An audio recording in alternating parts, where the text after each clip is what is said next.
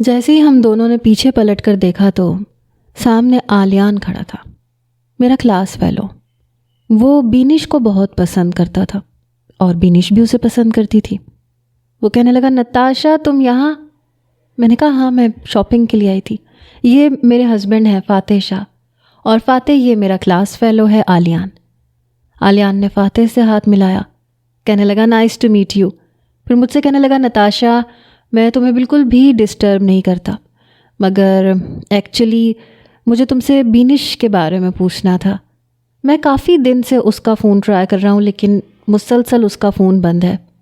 Uni میں بھی کئی دن سے اس نے آنا چھوڑ دیا ہے بنا کوئی وجہ بتائے، اور ہاسٹل میں پتہ کیا تو وہاں پہ بھی نہیں تھی۔ میں بے حد پریشان ہوں۔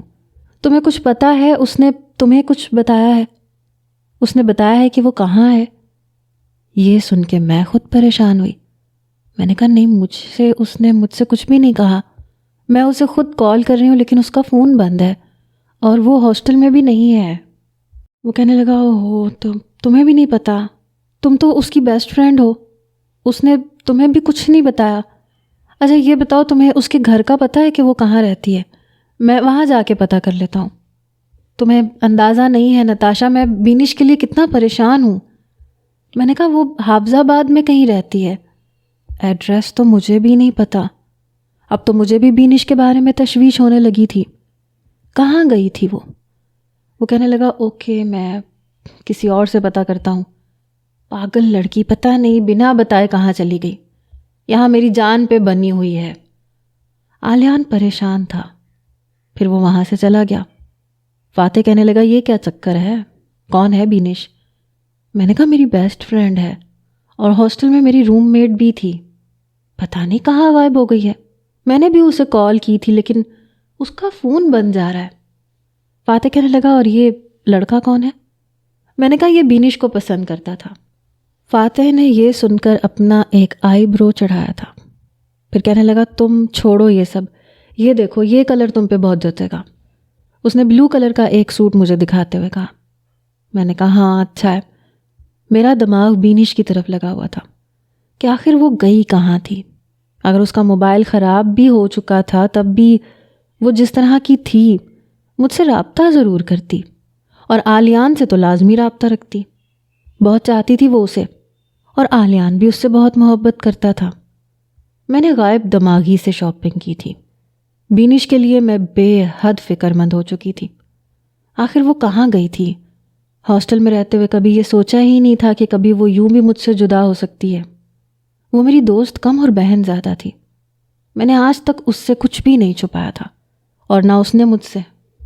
میں نے پھر سے بینش کے موبائل پہ ٹرائی کیا لیکن فون بند تھا۔ رات کا کھانا فاتح نے مجھے ایک ریسٹورنٹ میں کھلایا تھا، اس لیے میں سیدھا کمرے میں آ گئی تھی۔ کچھ دیر بعد ہی فاتح بھی آ گیا۔ وہ کافی اچھے موڈ میں تھا۔ کہنے لگا، تم ایسے ہی بیٹھی ہو، جاؤ جا کے تیار ہو کے آؤ۔ میں نے کہا کیا ہم کہیں جا رہے ہیں؟ کہنے لگا نہیں، بس میرا دل چاہ رہا ہے، وہ ساڑی پہن کے آؤ جو میں نے تمہارے لیے پسند کی تھی۔ میں فوراً سے ڈریسنگ روم میں چلی گئی۔ میں نے وہ ساڑی پہنی، میک اپ کیا، بال بھی کھلے چھوڑ دیے۔ میں ڈریسنگ روم سے باہر آئی تب تک فاتح بھی اپنا آرام دہ لباس پہن چکا تھا۔ مجھے ساڑی میں دیکھ کے اس نے اپنے موبائل پر ایک رومانٹک سانگ لگایا، پھر میرے قریب آ گیا۔ کہنے لگا، چلو آج تمہیں کپل ڈانس سکھاتا ہوں۔ حالانکہ مجھے ڈانس وغیرہ آتا نہیں تھا لیکن پھر بھی میں اس کا ساتھ دینے لگی۔ میری کمر پہ وہ ہاتھ رکھ چکا تھا، میرا ہاتھ اپنے کندھے پہ رکھ لیا تھا۔ کہنے لگا، بس میری آنکھوں میں دیکھتی رہو۔ میں اس کی بےتاب آنکھوں میں دیکھنے لگی۔ آہستہ آہستہ ہم دونوں ہی ایک دوسرے میں کھونے لگے، ایک دوسرے کے بے حد قریب ہو چکے تھے۔ اس سے پہلے کہ فاتح بے خودی میں آگے بڑھتا، ایک دم سے کمرے کی لائٹ بند ہوئی، بلکہ پورے بنگلے کی لائٹ بند ہو چکی تھی۔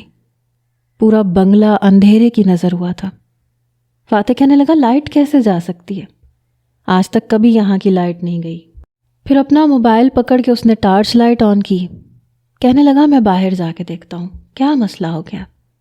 وہ دروازے سے باہر چلا گیا، مگر 2 منٹ بعد ہی کمرے کا دروازہ کھلا۔ اندھیرے میں مجھے کچھ بھی نظر نہیں آ رہا تھا۔ کمرے کا دروازہ بند ہوا. میں نے کہا فاتح لائٹ کو کیا ہوا ہے؟ لیکن اس نے کوئی جواب نہیں دیا. مجھے ٹھیک سے کچھ بھی نظر نہیں آ رہا تھا سوائے ایک سیاہ رنگ کے سائے کے جو میری جانب بڑھا تھا. میں نے کہا فاتح آپ بول کیوں نہیں رہے؟ تب تک وہ میرے قریب آ چکا تھا. بڑی سختی سے میری کمر پہ اپنا ہاتھ رکھا. کہنے لگا میں فاتح نہیں ہوں، میں وہی ہوں، تمہارا عاشق، تمہارا دیوانہ. یہ سن کر میری جان لبوں پہ آئی تھی. وہ میرے کمرے تک پہنچ چکا تھا. وہ کہنے لگا کہا تھا نا تم سے، دور رہو اپنے شوہر سے. سمجھ نہیں آیا تھا تمہیں؟ تم میری ہو نتاشا، صرف اور صرف میری. میں نے چلا کے فاتح کو بلانا شروع کر دیا، مگر دوسری ہی آواز پہ وہ میرے منہ پہ مضبوطی سے ہاتھ رکھ چکا تھا. کہنے لگا نو فاتح، بس مجھے پکارا کرو، میں تمہارا اپنا ہوں. تم سے محبت کرنے کا حق صرف مجھے ہے. تمہیں چھونے کا، تمہیں اپنا لمس دینے کا حق صرف مجھے ہے، تمہارے شوہر کو بھی نہیں. یہ کہہ کے وہ اپنی گرفت مجھ پہ مضبوط کر چکا تھا. میں اس سے اپنا آپ چھڑوا نہیں پا رہی تھی. وہ مجھے دیوار کے پاس لے جا کے دیوار سے لگا چکا تھا. وہ کہنے لگا تمہیں محبت چاہیے نتاشا، میں تمہیں محبت دیتا ہوں. اس کی بات پر میں نے اپنا منہ اس کے ہاتھ کی گرفت سے چھڑوانے کے لیے اپنا چہرہ دائیں بائیں کر رہی تھی تاکہ فاتح کو بلا سکوں. وہ انسان نہیں تھا، وہ جلاد تھا. اپنے ہاتھوں کی انگلیاں میرے پورے وجود پہ پھیرنے لگا اور مجھے لگ رہا تھا جیسے میرے وجود کو کسی تیز آری سے چیرا جا رہا. وہ مجھے دیوار کے ساتھ لگا کر ایک ہاتھ سے میرے منہ کو بند کر چکا تھا اور دوسرے ہاتھ سے میرے ساتھ گستاخیاں کر رہا تھا. تبھی کمرے کے دروازے پہ دستک ہوئی. نتاشا، نتاشا دروازہ کھولو. باہر سے فاتح کی آواز آ رہی تھی. میں اپنے ہاتھوں سے کبھی اپنا منہ چھڑوانے کی کوشش کر رہی تھی، کبھی اسے پیچھے کرنے کی، لیکن اس کی طاقت کے سامنے بے بس ہو رہی تھی. میری گردن پر اپنے ہونٹوں کی گہری مہر لگا کر وہ پیچھے ہٹا تھا اور میں یوں تھی کہ اپنے حواس کھو بیٹھی ہوں. میں بری طرح چلا رہی تھی، کانپ رہی تھی. وہ مجھ سے دور ہٹ گیا. دروازہ بھی اسی نے کھولا تھا. گھپ اندھیرا تھا. اس سے پہلے کہ فاتح اندر آتا ایک دل خراش چیخ فاتح کے منہ سے نکلی. پھر اس نوجوان کی آواز میری سماعت میں آئی. وہ کہنے لگا نتاشا صرف میری ہے، اس سے دور رہنا، ورنہ آج صرف تمہارے بازو پہ وار کیا ہے، اگلی بار سینے پہ کروں گا. کمرہ اچھی طرح اندھیرے میں ڈوبا ہوا تھا. میں تو ایسے ہو گئی جیسے میری جان نکل گئی. میں اندھا دھند بھاگتے ہوئے دروازے کے پاس آئی تھی. فاتح اپنے گارڈز کو بلا رہا تھا، چلا رہا تھا. کچھ ہی دیر میں لائٹ آ چکی تھی. گارڈز بھی آ گئے تھے. فاتح کے بازو سے خون بہہ رہا تھا. تیز دھار والے چاقو سے وار کیا گیا تھا. یہ دیکھ کے میری جان نکلی تھی. فاتح کہنے لگا گھر میں کوئی ہے، جاؤ جا کے اس نوجوان کو لے کر آؤ، زندہ یا مردہ، مجھے وہ چاہیے. گارڈز فوراً سے باہر کی طرف بھاگے. فاتح نے اپنا بازو دوسرے ہاتھ سے دبا رکھا تھا. اس کا پورا ہاتھ خون سے بھر گیا تھا. میں اس کے پاس آئی. میں نے کہا یہ کیا ہوا ہے؟ وہ کہنے لگا میں اسے چھوڑوں گا نہیں. باہر سے شور شرابے کی آوازیں آ رہی تھیں. فاتح باہر کی طرف بھاگا. میں بھی تیز قدم چلتی ہوئی باہر آئی. جب تک ہم باہر لان میں پہنچے دونوں گارڈز بری طرح سے زخمی تھے اور چوکیدار کھڑا کانپ رہا تھا. مین دروازہ کھلا ہوا تھا. چوکیدار کہنے لگا وہ نوجوان دونوں گارڈز کو اپنے ہاتھ میں پکڑے چاقو سے بری طرح زخمی کر چکا ہے اور مین دروازے سے باہر نکل گیا ہے. پتہ نہیں کون تھا، بنگلے کے اندر کیسے آیا، ہمیں کچھ نہیں پتا. فاتح کہنے لگا تم اسے پہچان سکتے ہو؟ چوکیدار نے نفی میں سر ہلایا. وہ کہنے لگا اس نے منہ پہ رومال باندھ رکھا تھا اور سر پہ ہیٹ پہن رکھی تھی. فاتح جلدی سے مین گیٹ سے باہر بھاگا لیکن وہ غائب ہو چکا تھا. فاتح چوکیدار سے کہنے لگا جلدی سے ڈرائیور کو بلاؤ. چوکیدار ڈرائیور کے کوارٹر کی طرف بھاگا. کچھ ہی دیر بعد ڈرائیور آنکھیں مسلتے ہوئے آیا، لیکن فاتح کے بازو سے نکلتا ہوا خون دیکھ کر اور زخمی پڑے گارڈز کو دیکھ کر وہ گھبرا گیا. فاتح اپنے گارڈ سمیت ہی گاڑی میں بیٹھ کے ڈاکٹر کے پاس چلا گیا اور میں اپنے کمرے میں آ کے رونے لگی. وہ شخص بے حد خطرناک تھا. کچھ دیر بعد فاتح کمرے میں آیا. بازو پہ پٹی بندھی ہوئی تھی۔ وہ بڑے غصے سے میرے قریب آیا، کہنے لگا تم سچ بتاؤ گی یا پھر میں دوسرے طریقے سے اگلواؤں؟ تمہیں اندازہ ہے میں کس بڑی مصیبت میں پھنس گیا ہوں؟ پھر روتے روتے میں نے اسے سب کچھ سچ بتا دیا۔ میری بات سن کے وہ کہنے لگا تم نے پہلے کیوں نہیں بتایا؟ تم نے زوار کو کیوں نہیں بتایا؟ میں نے کہا میں ڈر گئی تھی، مجھے نہیں سمجھ میں آ رہا تھا کہ میں کیا کروں۔ وہ کہنے لگا اس شخص کی جرت تو دیکھو، وہ گارڈز کی موجودگی میں میرے گھر آیا، مجھ پہ حملہ کر کے چلا گیا۔ ابھی تک فاتح کی نظر میرے گلے پہ نہیں گئی تھی اور کچھ میں چھپا بھی رہی تھی۔ وہ کہنے لگا کمرے میں وہ کیا کر رہا تھا؟ فاتح کے سوال پہ میں رونے لگی۔ وہ کہنے لگا تم سے پوچھ رہا ہوں، بتاؤ نتاشا کیا کر رہا تھا وہ؟ میں نے آہستہ سے اپنے گلے سے ساڑی کا پلو پیچھے کیا۔ میری گردن پہ نشان دیکھ کے فاتح کا غصے سے برا حال تھا۔ میں نے کہا خدا کے لیے مجھے اس شخص سے آزاد کروا دو، میں تھک چکی ہوں اس شخص سے، اس نے میری زندگی عذاب بنا کے رکھ دی ہے۔ فاتح میں صرف تم سے محبت کرتی ہوں، مجھے اس شخص سے نفرت ہے، شدید نفرت ہے، وہ پاگل ہے، وہ ایب نارمل ہے، خدا کے لیے میرا اس سے پیچھا چھڑوا دو۔ میں دونوں ہاتھ جوڑے اس سے کہہ رہی تھی اور پھوٹ پھوٹ کے رو رہی تھی۔ وہ خاموشی سے مجھے دیکھتا رہا، گہرے گہرے سانس لے کے اپنا سر پکڑ کے بیٹھ گیا۔ میں نے کہا میرا کوئی قصور نہیں ہے، باخدا میں اسے جانتی تک نہیں ہوں، میری بات کا بھروسہ کرو۔ اس نے کوئی جواب نہیں دیا اور میری جان نکل رہی تھی۔ اس نے ایک کمپلین پولیس میں بھی کر دی تھی۔ وہ کہنے لگا تم بغیر گارڈز کے کبھی باہر نہیں نکلو گی۔ کچھ پولیس کے اہلکار بھی ہمارے گھر کے باہر تعینات ہو چکے تھے۔ میں واقعی گارڈز کے بغیر باہر نہیں جاتی تھی۔ چند روز بعد میرے نمبر پر آلیان کی کال آئی۔ وہ کہنے لگا نتاشا تمہیں پتہ ہے بینش کہاں ہے؟ میں نے کہا نہیں، میرا دوبارہ اس سے کوئی رابطہ نہیں ہوا۔ وہ رو رہا تھا، کہنے لگا بینش بہت بڑی مصیبت میں پھنس گئی ہے، اسے کسی نے اغوا کر لیا ہے۔ یہ سن کے میری جان نکلی تھی۔ میں نے کہا کس نے اغوا کیا؟ وہ کہنے لگا اس کے گھر والے بہت پریشان ہیں، رو رہے ہیں، میں اس وقت حافظ آباد میں ہوں، بڑی مشکل سے میں نے اس کے گھر کو تلاش کیا ہے، میں مر جاؤں گا بینش کے بغیر۔ میں نے کہا تم کیسے کہہ سکتے ہو کہ اسے اغوا کیا گیا ہے؟ وہ کہنے لگا میں اس کے گھر پہ ہوں، اس شخص کا فون آیا ہے، وہ کہتا ہے کہ وہ تمہیں بہت اچھے طریقے سے جانتا ہے اور وہ کہتا ہے کہ بینش کو صرف نتاشا بچا سکتی ہے۔ کیا تم کسی ایسے شخص کو جانتی ہو جو ہیٹ پہنتا ہو یا تمہیں پھول بھیجتا ہو؟ میں نے کہا ہاں میں جانتی ہوں، لیکن میں یہ نہیں جانتی کہ وہ کون ہے۔ وہ کہنے لگا تمہارے پاس اس کا کوئی کانٹیکٹ نمبر ہے؟ میں چپ سی ہو گئی۔ وہ کہنے لگا بتاؤ کوئی نمبر ہے تو مجھے دو، میری بینش کو کچھ ہو گیا تو میں بھی مر جاؤں گا۔ میں جانتی تھی وہ بینش سے بہت محبت کرتا ہے۔ میں نے تو اس لڑکے کا نمبر بلاک کر دیا تھا، نمبر البتہ مجھے یاد تھا۔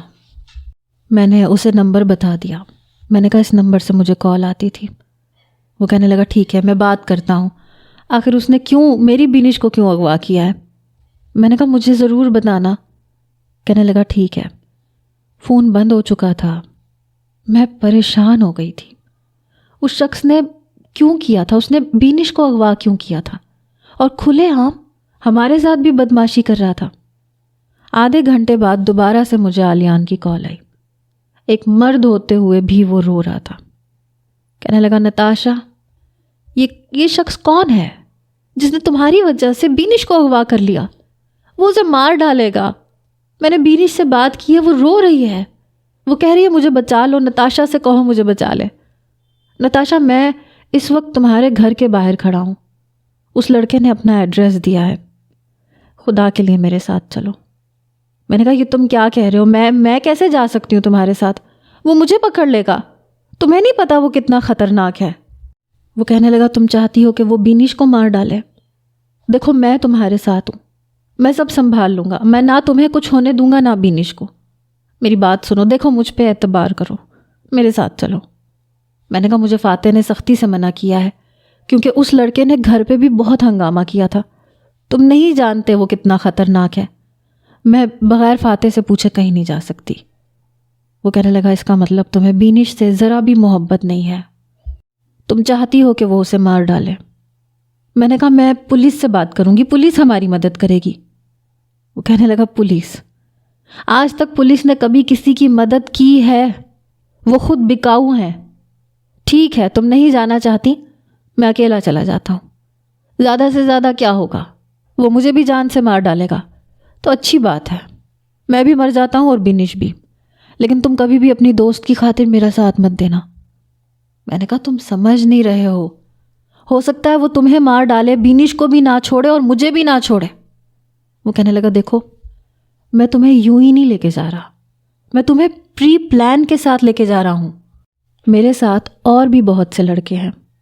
اس نوجوان نے کہا ہے کہ میں اکیلا تمہیں لے کے آؤں، لیکن میں ان لڑکوں کو اپنی لوکیشن دوں گا، جیسے ہی ہم وہاں پہنچیں گے کچھ ہی دیر میں وہ لڑکے بھی وہاں پہنچ جائیں گے اور ہم اس نوجوان کو پکڑ لیں گے اور پھر ہم پولیس کو بلائیں گے۔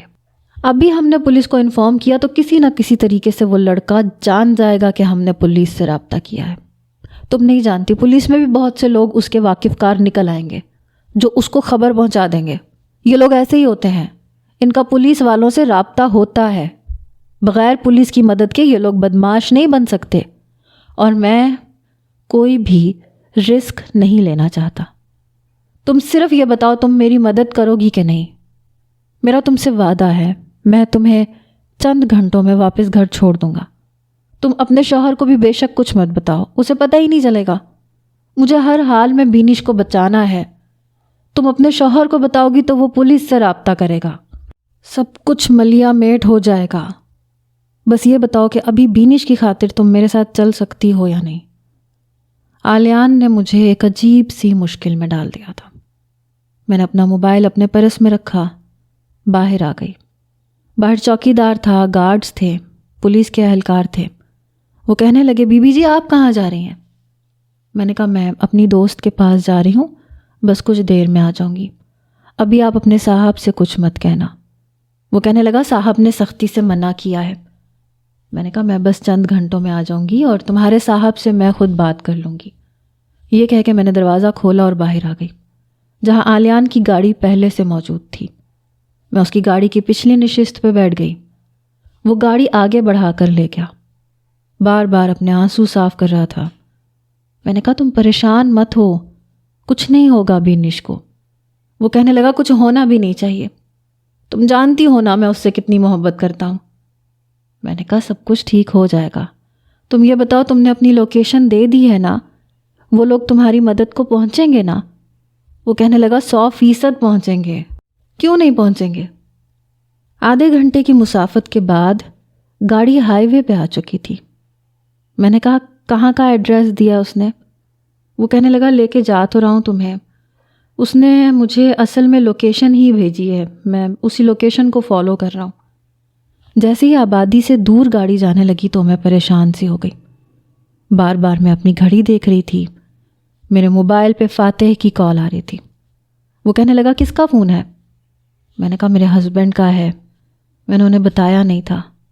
تو کہنے لگا ابھی کچھ مت کہنا، پلیز پلیز ابھی فون مت اٹھانا، یہ میری تم سے التجا ہے۔ میں نے فون آف کر دیا۔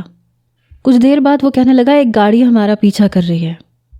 میں نے پلٹ کے دیکھا تو واقعی ایک گاڑی ہمارے پیچھے آ رہی تھی۔ وہ کہنے لگا اگر میں نے اس گاڑی کو نہیں روکا تو بہت بڑی مصیبت ہو سکتی ہے، وہ شخص بینش کو نقصان پہنچا سکتا ہے، پتہ نہیں کون ہے جو ہمارا پیچھا کر رہا ہے۔ میں خود بھی سمجھ نہیں پا رہی تھی۔ اس نے گاڑی ایک جگہ روک دی، پیچھے آنے والی گاڑی بھی رک گئی، اس میں 3 لوگ بیٹھے تھے۔ آلیان شروع سے ہی کچھ بزدل قسم کا نوجوان تھا، آنکھوں پہ موٹا موٹا نظر کا چشمہ پہنتا تھا، کافی شریف تھا، پوری کلاس میں اس سے زیادہ شریف لڑکا میں نے نہیں دیکھا تھا۔ بس وہ صرف بینش سے بات کرتا تھا اور وہ بھی اس پہ اپنا دل ہار بیٹھی تھی۔ مجھے یہ سمجھ نہیں آ رہا تھا کہ وہ گاڑی سے نیچے کیوں اترا ہے اور 3 ہٹے کٹے نوجوانوں کا مقابلہ کیسے کرے گا۔ میں بھی گاڑی سے اتر گئی۔ وہ تینوں نوجوان گاڑی سے نیچے اتر رہے تھے۔ ان میں سے ایک مجھے کہنے لگا آپ کہاں جا رہی ہیں؟ آپ گاڑی میں بیٹھے، ہمیں فاتح سر نے آپ کے پیچھے لگایا تھا۔ یہ سن کر آلیان نے اس شخص کا گریبان پکڑ لیا۔ وہ کہنے لگا کہ وہ کون ہوتا ہے تمہیں بھیجنے والا؟ وہ کہنے لگا دیکھو تم پیچھے ہٹ جاؤ ورنہ ہم تمہیں چھوڑیں گے نہیں۔ شاید فاتح نے سیکیورٹی کے لیے انہیں میرے پیچھے لگایا تھا۔ میں اس وقت حیران ہوئی جب آلیان نے اس شخص کو دھکا دے کے نیچے گرایا، پھر اس کے پیٹ پہ بیٹھ کے اس کے چہرے پہ مکے مارنے لگا اور وہ کہنے لگا نتاشا صرف میری ہے۔ یہ کہتے ہوئے اس کا لہجہ بالکل بدل گیا اور میرے ہوش اڑے تھے۔ وہ کہنے لگا صرف میری ہے اور کسی کی نہیں ہو سکتی۔ وہ اندھا دھند انہیں مار رہا تھا، بالکل ویسے جیسے اس شخص نے اس دن ان لوگوں کو مارا تھا جو میرے ساتھ زبردستی کرنے کی کوشش کر رہے تھے۔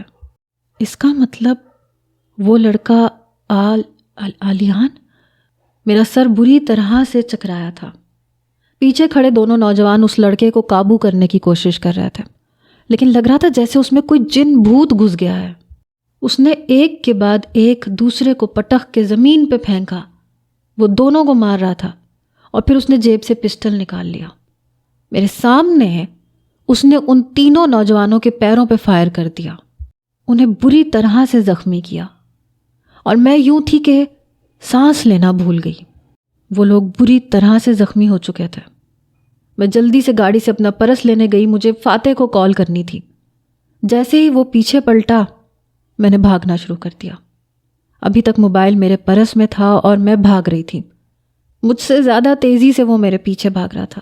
وہ کہنے لگا نتاشا تم کہیں نہیں جا سکتی، بھاگنا چھوڑ دو، میں تمہیں کہیں جانے نہیں دوں گا، تم مجھے چھوڑ کے کہیں نہیں جا سکتی۔ میں جتنا تیز بھاگ سکتی تھی میں بھاگ رہی تھی، لیکن 5 منٹ تک میں اس کی مضبوط ہاتھوں کی گرفت میں تھی۔ اس نے میرے بازو سے پکڑ کے مجھے روکا تھا۔ میں نے کہا تم آلیان تم؟ میں بے یقین تھی، میری آنکھوں سے آنسو بہنے لگے۔ وہ کہنے لگا ہاں میں تم سے بہت محبت کرتا ہوں۔ اس وقت اس کا لہجہ بالکل بدل چکا تھا، لیکن یاد ہے مجھے یہ وہی آلیان تھا جو نظر اٹھا کر میری طرف نہیں دیکھتا تھا۔ وہ زبردستی مجھے اپنی گاڑی تک لایا، مجھے فرنٹ سیٹ پہ دھکا دے کے بٹھایا، پھر دروازہ زور سے بند کیا اور پھر بڑی پھرتی سے ڈرائیونگ سیٹ کے پاس آ کے بیٹھ گیا۔ اس سے پہلے کہ میں دروازہ کھولتی اس نے دروازے پہ لاک لگا دیا۔ بغیر اس کی مرضی کے نہ تو لاک کھل سکتا تھا اور نہ شیشہ۔ اس نے گاڑی سٹارٹ کی اور تیزی سے آگے کی جانب بڑھا لی۔ میں نے کہا میں سوچ بھی نہیں سکتی تھی تم اس قسم کے انسان ہو سکتے ہو۔ کہنے لگا تمہاری محبت نے بنا دیا ہے، میں بہت اچھا تھا۔ یہ کہتے ہوئے گاڑی کی سپیڈ اور بڑھانے لگا۔ میں نے کہا بینش کہاں ہے؟ کیا اس کو تم نے اغوا کیا ہے؟ اس نے اس بات کا کوئی جواب نہیں دیا، بس تیز رفتاری سے گاڑی چلا رہا تھا۔ میں رونے لگی، اس کے سامنے ہاتھ جوڑنے لگی کہ خدا کے لیے مجھے اور بینش کو چھوڑ دو۔ اس نے ایک تیکھی نظر سے مجھے دیکھا، بڑے غصے سے، اس کی آنکھوں میں خون اترا ہوا تھا۔ کہنے لگا تمہیں چھوڑ دوں؟ تمہاری خاطر تمہیں پتہ ہے میں نے کیا کیا ہے؟ تمہاری خاطر میں نے پتہ نہیں کتنوں کی زندگی برباد کر دی، اور تم چاہتی ہو میں تمہیں چھوڑ دوں؟ نہیں۔ اس سے پہلے کہ میں مزید کچھ کہتی، اس نے اپنی جیب میں سے ایک رومال نکالا اور زبردستی میری ناک پہ رکھ دیا۔ کلوروفارم کی بو سونگھتے ہی میں ہوش سے غافل ہوئی۔ جب مجھے ہوش آیا تو میرا سر بہت بھاری ہو رہا تھا۔ کمرے میں ہلکی ہلکی روشنی تھی، میں ایک بیڈ پہ لیٹی ہوئی تھی۔ ابھی تک مجھے یہ سمجھ نہیں آ رہا تھا کہ میں کہاں ہوں، یہ بھی یاد نہیں آ رہا تھا کہ میں آلیان کے ساتھ تھی۔ میں نے اپنے سر کو دونوں ہاتھوں سے پکڑ رکھا تھا، میرے سر میں درد بھی تھا اور بھاری پن بھی۔ ایک دم سے مجھے سب کچھ یاد آنے لگا۔ میں فوراً سے اٹھ کے بیٹھی، دیکھا تو میرے گلے میں دوپٹہ نہیں تھا۔ میں نے بیڈ کی دوسری جانب دیکھا تو کوئی بھی نہیں تھا۔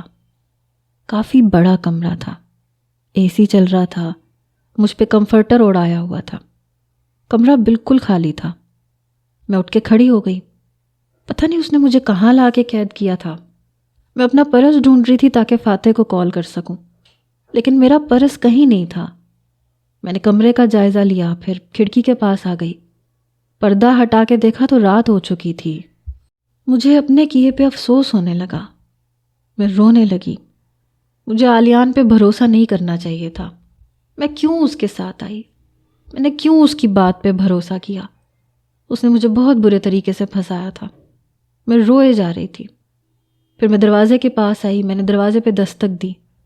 میں نے کہا آلیان دروازہ کھولو، خدا کے لیے دروازہ کھولو. لیکن لگ رہا تھا جیسے وہاں صرف میں اکیلی ہوں اور کوئی نہیں ہے.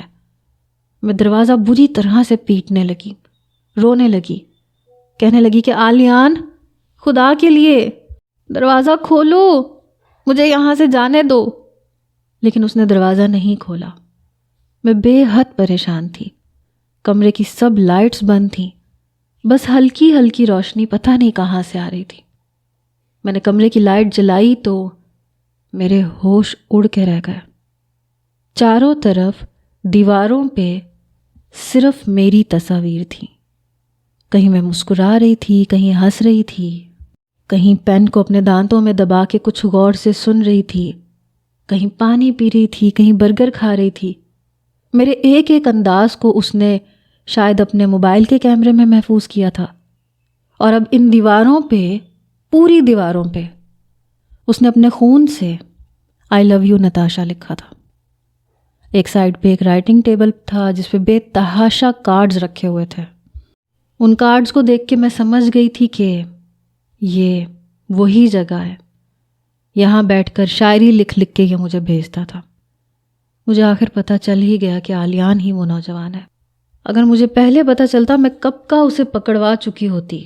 لیکن اسے دیکھ کر کوئی یہ نہیں کہہ سکتا تھا کہ وہ ایک جنونی قسم کا انسان ہے. وہ بہت سیدھا سادہ سا، یا پھر خود کو ایسا ثابت کرتا تھا. یونیورسٹی میں ڈپارٹمنٹ میں میرا تیسرا دن تھا جب پہلی بار وہ ہمارے ڈپارٹمنٹ میں آیا تھا. ہماری کلاس میں وہ کچھ دیر سے پہنچا تھا، لیکن پروفیسر ابھی تک نہیں آیا تھا. اور بینش کلاس کی سب سے زیادہ شرارتی لڑکی تھی. جیسے ہی اس نے دیکھا کہ ایک بدھو اور بے وقوف قسم کا لڑکا سامنے کھڑا ہے تو وہ فوراً سے اپنی سیٹ سے کھڑی ہو گئی. ایک لڑکی سے اس نے نظر کا چشمہ مانگا اور پہن لیا. اس لڑکے کے اندر آنے سے پہلے پہلے یہ سب کچھ بینش کر چکی تھی. وہ سامنے پروفیسر کے ٹیبل پہ رکھے بورڈ مارکر کو پکڑ کر سامنے وائٹ بورڈ پر ہیڈنگ ڈالنے لگی. وہ سمجھا کہ شاید بینش کوئی پروفیسر ہے کیونکہ اس کے ہاتھ میں پین تھا اور اس نے چشمہ بھی لگا رکھا تھا. وہ کہنے لگا میم may I come in؟ وہ کہنے لگی یہ وقت ہے آپ کے آنے کا؟ آپ نے یونیورسٹی کو ماما جی کا گھر سمجھ رکھا ہے کہ آپ جب جی چاہے منہ اٹھایا اور آ گئے؟ میں بہت ہی سخت قسم کی پروفیسر ہوں. وہ کہنے لگا آئی ایم سوری میں بس 2 منٹ ہی لیٹ ہوا ہوں میم، آئندہ خیال رکھوں گا، میں وقت پہ آؤں گا. وہ کہنے لگی جی نہیں، سزا تو آپ کو ضرور ملے گی، ادھر آئیے. آلیان اندر آ گیا. بینش کہنے لگی آپ لوگوں کو ذرا بھی تعلیم کی اہمیت کا احساس ہی نہیں ہے. وہ کہنے لگا ایسی بات نہیں ہے میم، میں آئندہ لیٹ نہیں ہوں گا.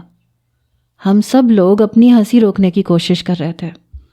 میں نے تو کتاب بھی اپنے آدھے چہرے پہ رکھ لی تھی. میں حیران تھی کہ بینش اتنی اچھی اداکاری کیسے کر رہی ہے. پھر کہنے لگی چلیں ساری کلاس کے سامنے نیک ڈاؤن ہو جائیں. یہ سن کر آلیان نے اپنا چشمہ ناک سے کچھ اوپر کیا. وہ کہنے لگا میم آپ سے کہہ چکا ہوں آئندہ دیر نہیں ہوگی. پوری کلاس کو اس نے ایک نظر دیکھا. شاید سب کے سامنے نیک ڈاؤن ہوتے اسے شرم محسوس ہو رہی تھی.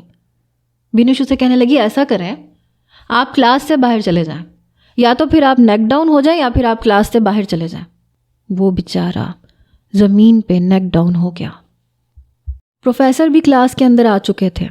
جلدی سے بینش نے پین وہیں رکھا اور میرے برابر میں آ کے بیٹھ گئی. آلیان یہ دیکھ کے حیران ہوا. جیسے ہی پروفیسر کلاس میں آئے ہم سے گڈ مارننگ کیا. پھر ان کی نظر آلیان پہ پڑی. وہ کہنے لگے یو مسٹر یہ کیا کر رہے ہو؟ وہ فوراً سے کھڑا ہو گیا. کہنے لگا وہ سر وہ میں. پروفیسر کہنے لگے کیا سر میں وہ لگا رکھی ہے؟ یہاں کیا کر رہے تھے تم لڑکے؟ یہاں پڑھنے آتے ہو یا تماشے کرنے آتے ہو؟ آلیان کی گھٹنوں سے لے کر پاؤں تک کی ساری پینٹ مٹی سے آلود ہو چکی تھی. وہ کہنے لگا آئی ایم سوری سر، میں آئندہ نہیں کروں گا. وہ چاہتا تو بینش کا نام لے لیتا لیکن اس نے نام نہیں لیا تھا.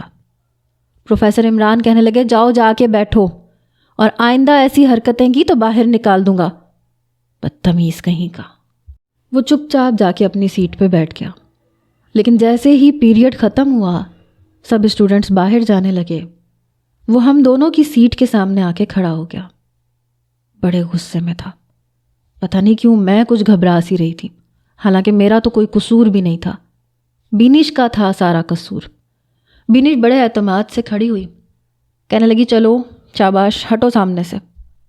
وہ کہنے لگا شرم نہیں آتی آپ کو اس قسم کا گھٹیا مذاق کرتے ہوئے؟ بینش کہنے لگی میں نے کیا کیا ہے؟ تمہیں میں شکل سے پروفیسر نظر آتی ہوں؟ اب تم خود ہی بیوقوف ہو تو میں کیا کر سکتی ہوں؟ دیکھو بیوقوف کو ساری دنیا بیوقوف بناتی ہے، اور ویسے بھی جب فرسٹ ڈے یونیورسٹی میں آؤ تو یہ سب کچھ ہوتا ہے، اسی لیے چل کرو، اس میں مائنڈ کرنے والی کوئی بات نہیں ہے، چلو شاباش پیچھے ہٹو۔ میں بینش کا اعتماد دیکھ کے حیران ہوئی تھی۔ اس نے بڑے آرام سے بازو سے آلیان کو پیچھے کیا اور خود باہر آ گئی۔ میں بھی اس کے ساتھ باہر نکل چکی تھی۔ میرے ذہن میں یہ ایک ایک واقعہ گردش کر رہا تھا جب اچانک سے کمرے کا دروازہ کھلا اور سامنے آلیان کھڑا تھا۔ اسے دیکھ کے میں بیڈ سے کھڑی ہو گئی۔ کہنے لگا بہت تڑپایا ہے تم نے۔ یہ کہتے ہوئے اس نے دروازہ بند کیا۔ میں پیچھے ہٹنے لگی۔ وہ کہنے لگا بہت انتظار کروایا، ایک ایک لمحے کا حساب دینا پڑے گا تمہیں نتاشا۔ پھر وہ میرے قریب آ گیا۔ میں نے کہا دور رہو مجھ سے، لیکن وہ تو ایسے تھا جیسے کچھ سن ہی نہیں رہا۔